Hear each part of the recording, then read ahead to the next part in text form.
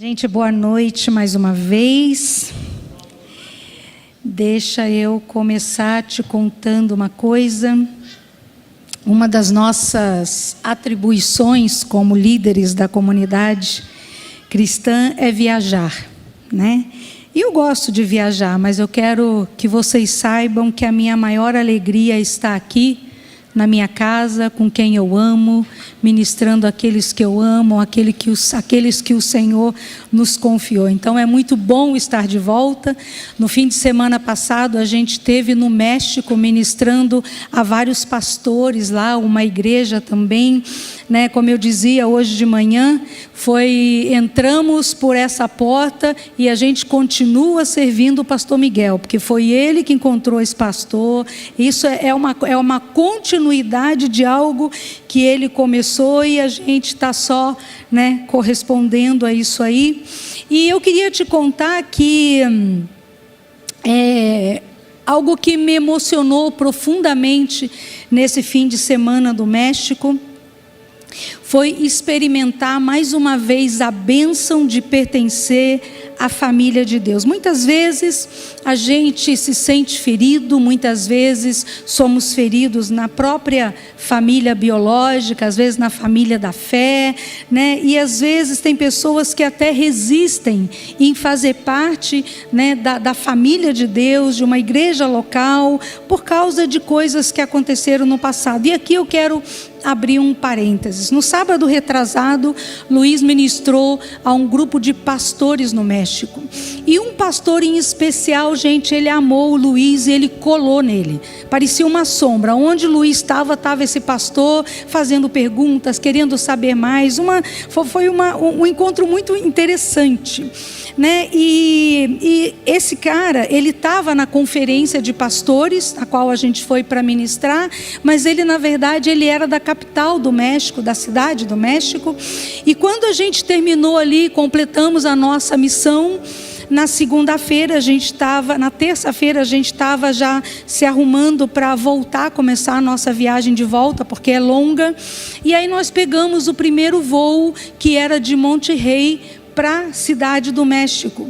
E aí quando o avião já estava em procedimento de descida, eu comecei a me sentir mal. E aí eu chamei um atendente, pedi uma sacolinha. Quantos sabem para que serve a sacolinha? E chegou um momento que aquilo foi piorando. Eu falei: amor, talvez eu passe mal. Se eu passar mal, pelas dúvidas, coloca açúcar na minha boca, porque pelo menos eu garanto que a glicemia está alta e não entro em coma diabético, se fosse o caso. Enfim, ele, né, prontamente levantou, foi no banheiro, eu não vi isso, pegar uns lencinhos de papel, caso eu precisasse. Quando ele voltou, gente, eu estava numa situação deplorável. Eu me vomitei inteira, mas assim, pensa naquele fiasco, né? E quando eu tenho um episódio assim, é muito raro. Eu sou muito frágil, eu sou muito forte para muitas coisas, mas quando eu passo por isso, eu desmaio em seguida. E eu, né, quando o Luiz volta para o banco, imagina a surpresa, né? E aí foi uma correria dentro do avião, uma coisa de louco, que eu não vou contar detalhes por causa do nosso tempo, mas encurtando a história, eu comecei a voltar, né? E eu só ouço aquela voz no alto-falante. O avião já tinha aterrissado e eu ouço aquela voz: não saiam do seu lugar porque um passageiro passou mal e a equipe de paramédicos está entrando para atender. Gente, para uma pessoa discreta como eu, que quer entrar invisível, sair invisível, imagina a situação. E ali eles me atenderam, me deram os primeiros socorros, me deram medicação para subir a pressão que estava baixíssima, enfim, né?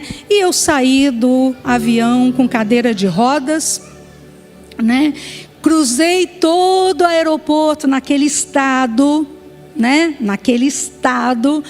Quando a gente entrou para embarcar, o avião estava lotado e pediram para a gente despachar a mala de mão que a gente estava levando. Então eu não tinha imediatamente roupas para trocar.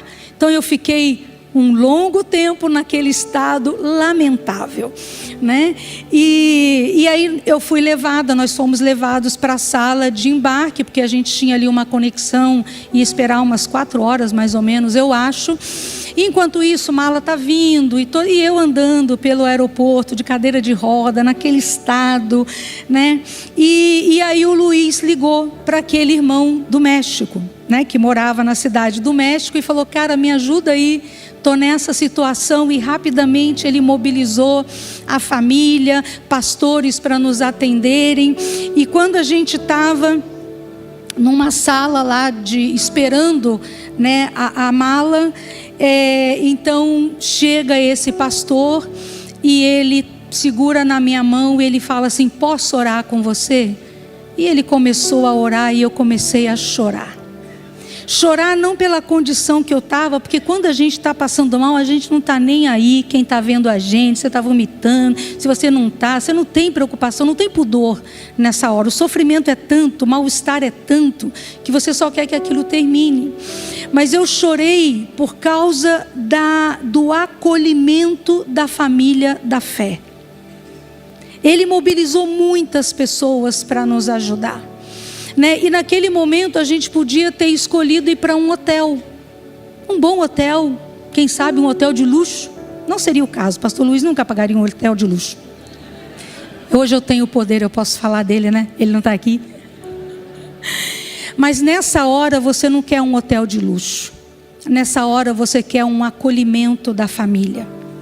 E quando a sua família não está por ali, a família de Deus representada em todos os lugares da terra, né? Ela está ali pronta para nos receber. E finalmente nós fomos para a casa desse irmão e lá eu me emocionei outra vez. E estava ali a família de Deus cuidando da gente, provendo tudo que a gente precisava. Queriam pagar por tudo que não era necessário e de fato não pagaram, mas eles queriam fazer isso. Na manhã seguinte o médico veio, me atendeu, fui medicada, melhorei ao longo daquele dia e a gente pôde embarcar no final do dia. Sabe, gente, nenhuma família é perfeita, mas quando a gente está doente, nós queremos o acolhimento da família. Sabe, a família de Deus, ela é universal e ela está em todos os lugares, mas ela também está aqui nessa noite, né? Como a Elaine disse, ela não é perfeita, mas é a maior dádiva que o Senhor nos concedeu enquanto a gente faz a sua obra. Sabe, talvez você esteja aqui nessa noite e eu quero te dizer, já para começar, já vou começar a mensagem pelo fim, né? Jesus tem reservado um lugar para você nessa família. Nessa família você tem um lugar à mesa. Nessa família você tem um lugar que só cabe você. Se você não se apresentar, esse lugar vai ficar vazio, porque ninguém vai sentar nele. Sabe, sendo assim, vai abrindo o seu coração para você receber a porção que o Senhor separou para essa noite, para o teu coração, amém? Abra suas mãos onde você está. Deixa eu te perguntar uma coisa: tem alguém entre nós que está doente? Alguém que você precisa de uma oração? Se é o seu caso, fique de pé, eu quero orar por você. Deus tem dado, né, eu tenho percebido um novo sopro do Senhor para liberar cura sobre, né, os filhos, sobre a casa. Outro dia uma pessoa me procurou e ela disse o seguinte: pastora, outro dia você estava ministrando a ceia do Senhor e quando você estava ali, você começou a orar por cura. E fazia muito tempo, eu acho que mais de ano, eu não quero exagerar testemunho, mas ela falou assim: eu era como aquela mulher da Bíblia, eu tinha um fluxo de sangue contínuo. E quando você começou a orar por cura, dentro de mim eu gritei: hoje é o meu dia. E eu vim aqui te dar testemunho, porque é o 2º mês que eu estou totalmente curada. Gente, eu fiz uma oração muito simples. Eu não tive uma visão do céu, eu não tive uma palavra de conhecimento, eu fiz apenas uma oração.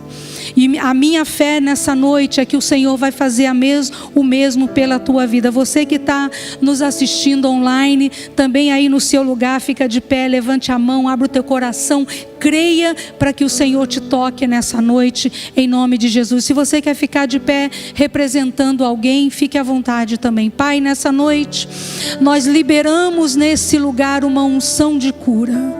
Nós liberamos, Senhor, nesse lugar, nessa noite, um sopro dos céus, que vai liberando cura sobre a sua casa, sobre os seus filhos, Senhor, a sua igreja online, a sua igreja presencial, os teus filhos onde eles estão. Nessa noite nós tomamos autoridade no nome de Jesus, ordenamos que todo espírito de aflição, todo espírito de enfermidade, agora mesmo vá para o lugar que o Senhor determinar. Liberamos cura nesse salão, toda aflição vai embora, toda dor vai embora, em nome de Jesus. Que a saúde ocupe o lugar que corresponde a cada um dos filhos de Deus. Eu oro em nome de Jesus. Se você recebe, dê um aplauso para o Senhor. Obrigada, Jesus. Obrigada. Hoje nós vamos falar sobre a última mensagem dessa série, né? Para você que é novo aqui, a gente está falando sobre decidir antes que a situação esteja aí na nossa frente. Pré-decida, escolha melhor, viva melhor. Essa é, né, o tema dessa série. E a gente entende que, como seguidores de Jesus, nossas decisões, elas são incrivelmente importantes. E a gente sabe que o rumo da nossa vida é determinado pela qualidade das nossas escolhas. Então, nessa noite, o convite, mais uma vez, é escolher bem, é escolher certo, é escolher alinhado com o coração de Deus. Até o momento nós já falamos nas séries anteriores, né, sobre estar preparado, né, pré-decidir a estar preparado para uma situação X. Nós falamos sobre ser coerente, ser consistente, ser dedicado e fiel. E hoje nós vamos falar sobre o poder da perseverança. Sabe, alguém aqui já sentiu, não precisa levantar a mão ainda, né, vontade de desistir? Né? Quem sabe diante de um objetivo, um sonho, um projeto, né? Algo que você começou e você tinha grande expectativa, talvez um relacionamento que você tentou restaurar e as coisas só pioraram. Pode ser, não sei, uma luta em oração, em ação para restaurar seu casamento. Ou pode ser que você tenha tentado tantas coisas em tantas outras áreas e o sentimento é que as coisas não estão funcionando, tudo está se perdendo e a força e a esperança parece que também vai desaparecendo. Né, eu creio que alguns aqui nesse salão, né, têm orado por muitos motivos, né, às vezes uma cura, às vezes a conversão de um filho, né, o retorno de um filho que abandonou a fé.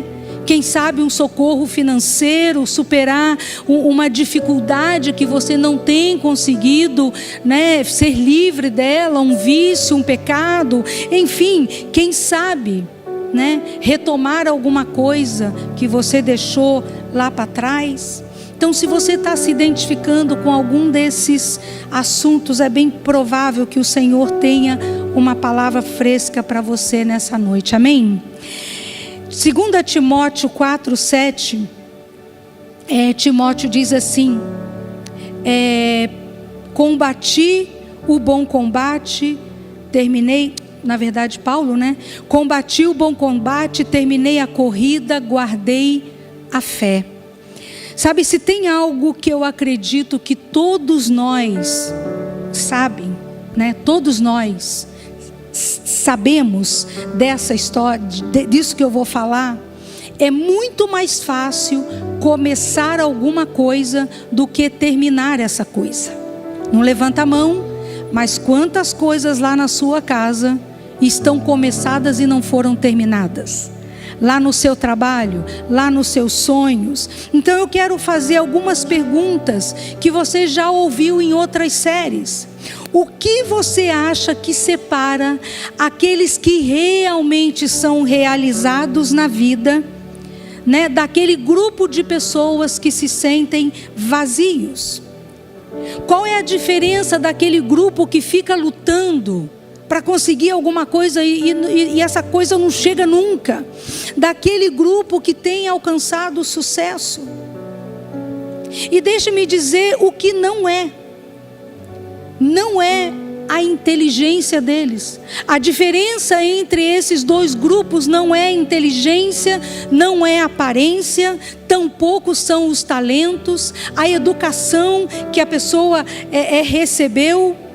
Não é o que eles sabem, nem tampouco a quem eles conhecem. Tem pessoas que alcançam alguma coisa porque ela conhece alguém que favorece naquela coisa, sim ou não? Não tem nada a ver com nenhuma dessas respostas. A diferença entre esses dois grupos que conseguem e os que não conseguem se chama perseverança. Aquela vontade de permanecer, de conseguir, aquela recusa de desistir. Tem uma professora de uma faculdade nos Estados Unidos, ela fez uma pesquisa com relação a esses dois grupos. O grupo de bem-sucedidos e os que não eram bem-sucedidos. E ela escolheu vários grupos bem diferentes, né? Empresários, alunos, militares. Ela pegou professores, ela pegou os alunos que sabiam soletrar as palavras mais difíceis do mundo. E ela se perguntou qual a diferença entre esses dois grupos. E ela identificou a diferença e ela chamou essa diferença de garra. Garra para lutar, garra para conseguir. E ela definiu garra como a força do caráter que se recusa a desistir.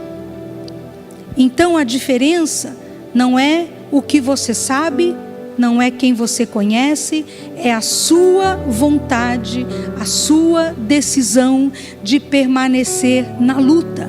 É a força do caráter que se recusa a desistir.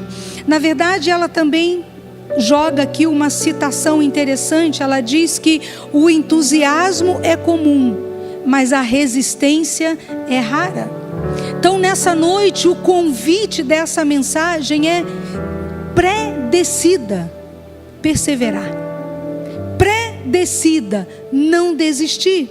Hebreus 10:36 diz assim: em verdade vos afirmo que é necessitais de perseverança, a fim de que, havendo cumprido a vontade de Deus, alcanceis plenamente o que Ele prometeu. Então nós já sabemos que é fácil começar, mas é muito desafiador terminar, completar. Por isso a gente precisa, nessa decisão de se posicionar da maneira correta, nós precisamos escolher ser finalizadores daquilo que a gente se propôs a começar. A nossa humanidade tem várias inclinações. O ser humano sempre vai se inclinar para a saída mais fácil, o caminho do menor esforço. Essa é a essência da nossa natureza. Mas o convite nessa noite é: se nós nos comprometermos por algo, também vamos nos comprometer a não desistir, porque nós somos finalizadores. Amém? Levanta sua mão, repete comigo nessa noite: eu escolho ser um finalizador, ser aquele que começa, mas também aquele que termina a tarefa que foi proposta. Sabe, gente, é uma coisa que a gente não pode esquecer. Nós precisamos lembrar que nós somos povo de Deus. Nós temos um recurso que a maioria das pessoas não tem. Nós temos o recurso da oração a nosso favor. Nós temos o recurso da graça de Deus disponível a nosso favor para nos auxiliar na pré-decisão e na perseverança. Sabe, dentro das diversas pré-decisões que você vai precisar tomar na sua vida, nessa noite o convite é: pré-determine, pré-decida terminar o que Deus te inspirou para começar. Sabe, 2 Timóteo 4:5 diz assim: você, porém, seja sóbrio em tudo, suporte os sofrimentos, faça a obra, cumpra plenamente o seu ministério. Paulo está escrevendo essa carta para uma pessoa que ele amava muito. E ele está escrevendo enquanto ele espera a execução da sua condenação de morte em uma masmorra subterrânea. Isso quer dizer que ele era a própria ilustração daquela orientação que ele estava dando a Timóteo. Suporte os sofrimentos. Nós precisamos ocupar esse mesmo lugar que Paulo ocupou. Terminar o que começamos, mas acima de tudo, guardar a fé. Então nós precisamos suportar os sofrimentos, porque eles virão. Gente, ninguém nasceu para sofrer e ninguém gosta de sofrer. Mas a verdade é que todos nós vai passar, ou já passamos, ou passaremos por uma jornada difícil, e que a gente vai chamar de sofrimento, tempos difíceis. Sabe, vai chegar um dia, a Bíblia diz que não vai ter dor, não vai ter mais sofrimento, vai ser tudo maravilhoso. Quem está esperando esse dia? Levanta a mão, você já sabe, né? Se não levantar a mão, o anjo não anota seu nome. Nós estamos esperando por esse dia, mas até esse dia chegar, em uma situação ou outra, a gente vai estar exposto a situações difíceis. Sabe, Paulo completou a carreira dele, o tempo dele acabou, mas ele nunca desistiu. A verdade é que eu e você ainda temos muito pela frente, sim ou não? Então nós temos muito o que fazer. Há mais amor para dar, há mais pessoas para ajudar, há mais ministérios para começar, empreendimentos, empresas, sonhos, conteúdo para criar, há mais esperança para compartilhar, há mais amizades para fazer. Gente, tem tanta coisa que está diante de nós e que nós precisamos fazer para completar aquilo que o Senhor nos confiou. Então, termine totalmente a obra que Deus te confiou, a obra que quem sabe você começou, mas deu uma recuada. Apocalipse 3:1 diz assim: eu conheço as suas obras, você tem fama de estar vivo, mas está morto, né? Também não levante a sua mão, mas você já se sentiu assim? Por fora todo mundo vê que você está ótimo, você parece impecável, mas por dentro talvez você não se sinta tão forte assim, tão crente assim, tão vencedor assim. Ouça o que Jesus diz no versículo seguinte: esteja atento, fortaleça o que resta e que estava para morrer, pois não achei suas obras perfeitas aos olhos do meu Deus. Em outras palavras, Jesus está falando: olha, vamos lá, levanta, vamos completar aquilo que a gente começou, vamos completar aquilo que eu te inspirei para fazer. Sabe, tem algumas pessoas aqui que estão com algumas obras inacabadas. Abra suas mãos mais uma vez, fecha os teus olhos, deixa eu orar por você mais uma vez. Quem nessa noite tem sentido a inclinação de desistir? Está difícil perseverar? Levanta a sua mão, eu quero orar por você. Senhor, nessa noite eu te peço uma intervenção na vida dos meus irmãos.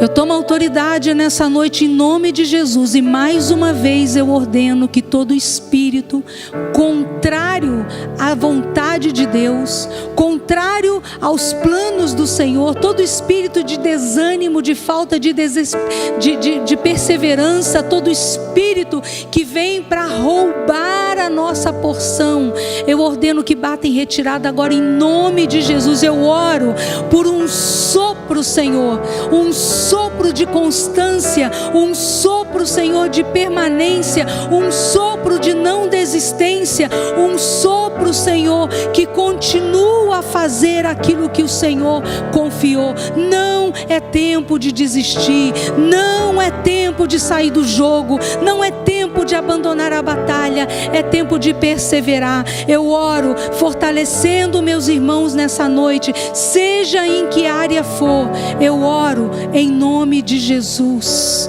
amém. Diga: eu recebo. Sabe, eu acho que a pergunta aqui é: o que você precisa terminar? Nós precisamos ter claro essas respostas dentro de nós, porque, gente, essa pregação aqui, ela não pode ser só mais uma pregação. Ela precisa ser uma pregação que muda alguma coisa na minha vida, para que de fato faça sentido o motivo dela estar aqui. O Senhor vai trabalhando no nosso coração, nos aperfeiçoando para um futuro maravilhoso ao lado dele, para reinar com ele. Mas sabia que o Senhor vai levar os vencedores? Os que perseveraram, sim ou não? Então nós precisamos nos posicionar, nos reposicionar no lugar que Ele nos colocou. Talvez você precise correr atrás para restaurar aquele relacionamento que se perdeu, que foi quebrado. Talvez o Senhor tenha te pedido, esteja te pedindo, compartilhe sua fé com aquela pessoa, e você está amarelando. Talvez você tenha que entregar alguma coisa que você já deveria ter feito e você não fez. Talvez seja concluir a sua graduação, voltar aos estudos, abrir a gaveta onde você engavetou aquele projeto pessoal, eu não sei.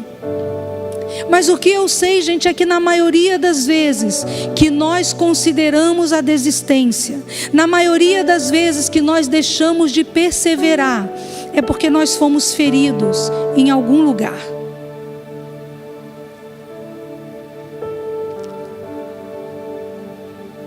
E quando você se sente ferido, você não pode fixar os seus olhos nem quem te feriu e nem na sua própria ferida. Nós precisamos alinhar os nossos olhos para o Senhor, porque é Ele que sabe os planos que Ele tem a nosso respeito. Então, pré-decida não desistir. E se você tem essa inclinação, comece a orar por constância.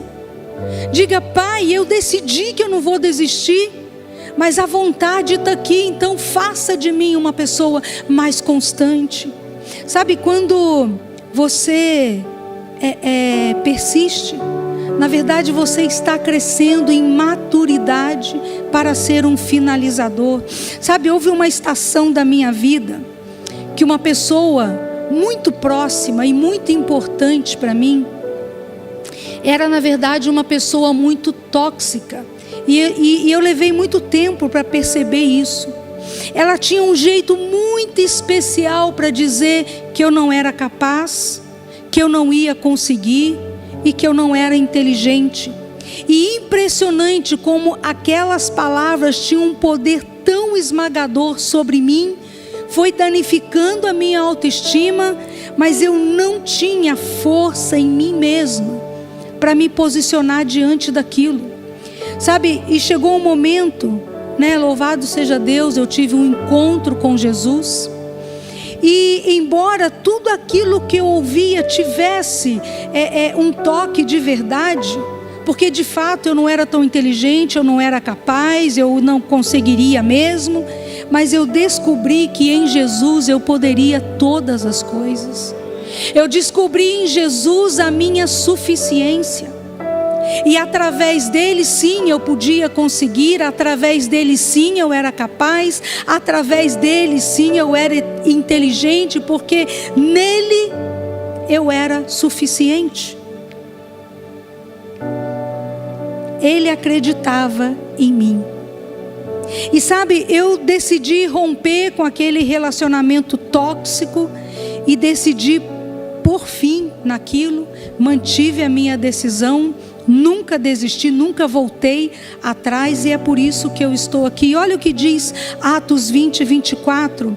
Todavia não me importo, nem considero a minha vida de valor algum para mim mesmo, se tão somente puder terminar a corrida e completar o ministério que o Senhor Jesus me confiou. Sabe o que Paulo está dizendo? Eu não considero que a minha vida, não vale, não considero que a minha vida vale alguma coisa para mim.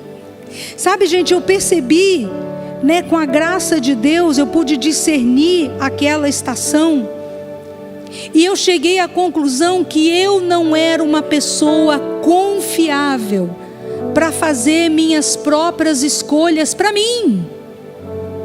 Eu precisava de alguém que fizesse isso por mim. E foi nesse momento, na verdade, que eu entreguei esse direito ao Senhor. E aí eu descobri que não era sobre mim, não era sobre meus desejos, não era sobre os meus sonhos, não era sobre a minha conta bancária, não era sobre as coisas da vida. Na verdade, eu descobri que era sobre o Senhor guiando a minha vida.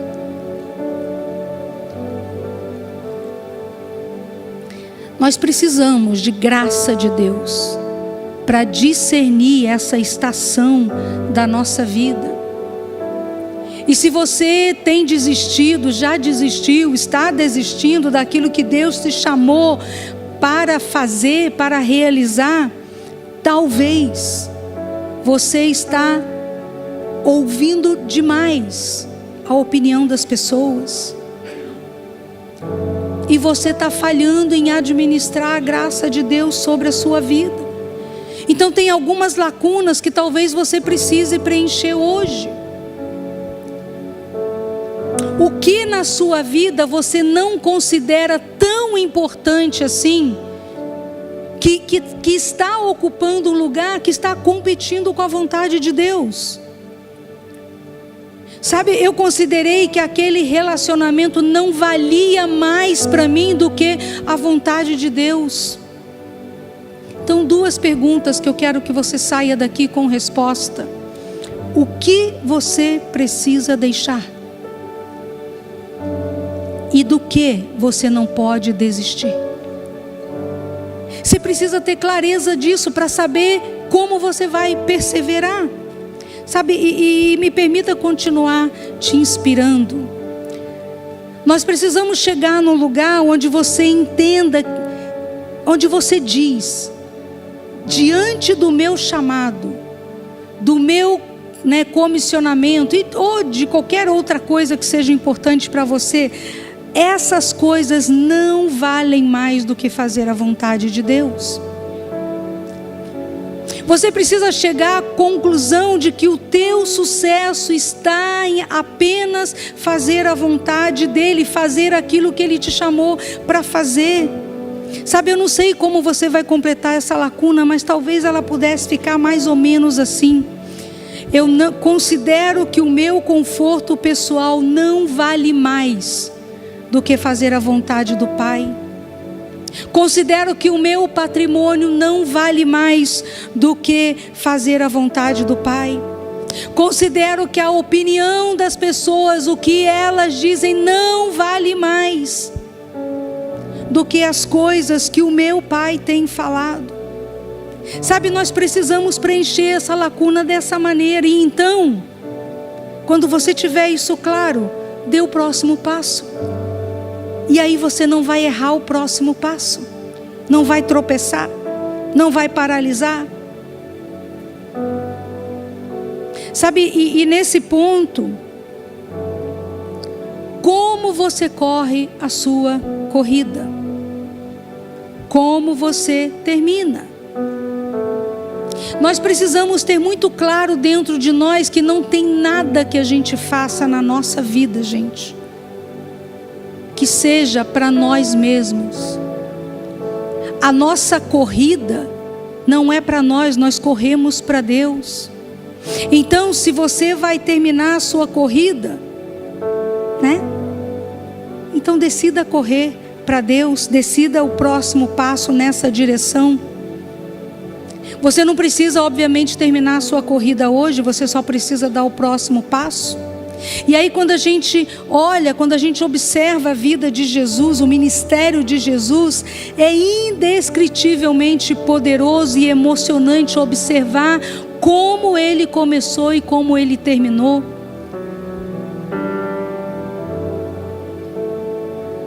E se você prestar atenção em cada passo que Jesus deu, desde quando ele começou até quando ele concluiu sua carreira, tudo que ele fez foi corresponder fielmente o que Deus esperava dele, e ele foi dando um passo após o outro.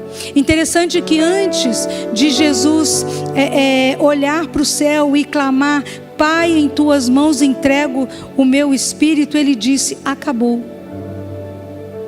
Fiz tudo o que o meu Pai pediu.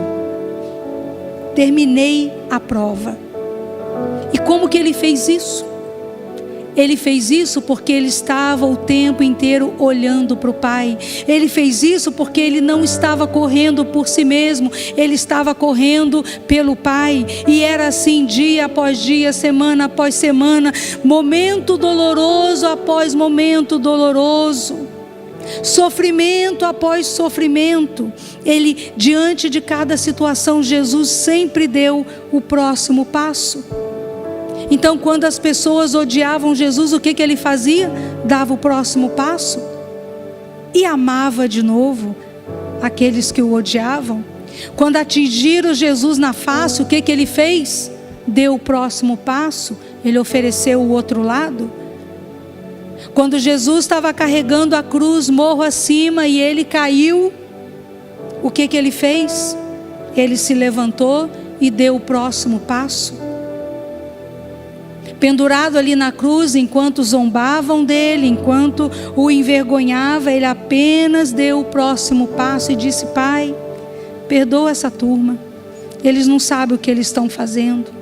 Então, desde o momento em que Jesus começa até o tempo em que ele termina, Jesus pré-decidiu estar preparado, ser consistente, ser dedicado, generoso, coerente, fiel, e ele permaneceu até o fim. Jesus nunca desistiu, porque ele foi um finalizador.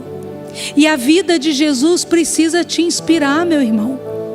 Precisa me inspirar. Levanta sua mão de novo e diga: eu não vou desistir, eu vou perseverar, eu vou receber graça para isso. Agora, então, o que você vai fazer?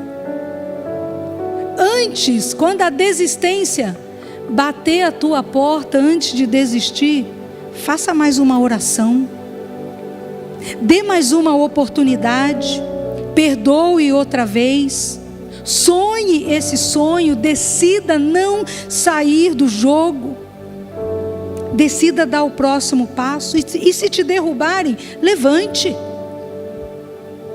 E se alguém disser que você não pode, escolha acreditar que você pode todas as coisas naquele que te fortalece. Lembra, não é sobre você, é sobre Ele. Depois, se você quiser dar uma olhada lá na internet, quero usar uma figura de um exemplo aqui. Nos Jogos Olímpicos de Barcelona de 1992, um atleta britânico, ele era um corredor favorito para aquela prova, e no metade do caminho, enfim, quase no final, não me lembro, ele sente a perna e aquela corrida é interrompida, ele não consegue continuar, obviamente ele perde a prova, e o pai dele, que estava na arquibancada, de um salto sai do lugar dele, né, passa lá pelas barreiras de contenção, vai lá, pega o filho, abraça o filho e ajuda ele completar aquela corrida. Vem algumas pessoas, tenta tirar o pai dali, e você vê que ele estava com bastante autoridade, talvez dizendo alguma coisa: é meu filho, sai daqui, ele vai completar essa corrida. Eu não sei o que ele estava falando, mas o que eu sei é que ele pegou aquele filho e ele levou ele até a linha de chegada. Sabe o que eu quero usar dessa figura? Você não corre sozinho. Levanta a tua mão, diga: eu não corro sozinho. Sabe, quando nós entendemos isso, a corrida, os desafios, o que quer que você esteja envolvido, seja o que for, gente, muitas vezes nós nos sentimos sozinhos, mas o que quer que seja que a gente está fazendo, o Senhor está muito próximo. Você não está sozinho, então peça ajuda, faça mais uma oração, tente de novo, mas não desista. Repita comigo: desistir não é uma opção. Sabe, e agora, por que tanta gente desiste? Por que cristãos desistem do casamento, desistem do sonho, desistem até de Deus, de servir na igreja? Alguns desistem de si mesmo. Por que tanta gente desiste? Sabe por quê? Porque para eles desistir é uma opção. Sabe, quando a gente é pastor, você ouve todo tipo de história. E uma das histórias tristes que a gente ouve, e que eventualmente elas se repetem, é aquele casal que está quebrando o pau, aí tira a aliança e joga em cima do outro. Por que joga? Aquele que tira a aliança e joga no lixo, por que joga? Porque desistir é uma opção. Nós precisamos, como povo de Deus, entender, gente, que tudo aquilo que nos separa do Senhor, que nos afasta dele, nós precisamos desistir dessas coisas. Precisamos estar livre disso aí. Mas as coisas que são do coração de Deus, as coisas que têm valor eterno, aquilo que é bíblico, aquilo que Deus colocou nas tuas mãos, o ministério que Ele te confiou, não pode haver desistência. Como ser humano, a gente começa muita coisa entusiasmado e depois a gente vai perdendo, sei lá, o gosto por aquilo, vai ficando muito comum, entra no automático. A nossa vida cristã não pode ser assim. Eu tenho o meu papel no reino de Deus e você tem o seu, e o seu não é menos importante do que o meu. O dia que nós estivermos diante do Senhor para prestar contas de tudo que Ele nos confiou e do que a gente fez ou não fez, eu vou ter que prestar conta igual a você e você igual a mim. E que lindo vai ser quando nós falarmos: Senhor, eu enfrentei o sofrimento, o Senhor conhece a minha história completa, mas eu não desisti. Nós não somos daqueles que retrocedem. Nós não somos daqueles que desistem. Caiu, toma o seu tempo aí para levantar, para se recuperar. Mas assim que der, fica de pé e se reposiciona outra vez. Desanimou com o seu ministério, com o que você faz, sei lá, por quê? Volta para o lugar de oração. Sabe, gente, hoje de manhã eu contava que uma vez uma pessoa, eu conheço ela e eu sei que ela não queria me ofender. Então, quando ela falou o que ela falou para mim, eu tomei isso como elogio, então não se ofenda por mim, ok? A pessoa veio para mim, antes de falar isso, eu tenho muitos dons, eu opero em muitas coisas, mas eu acho que o dom mais forte que eu tenho, o principal, é o pastoral.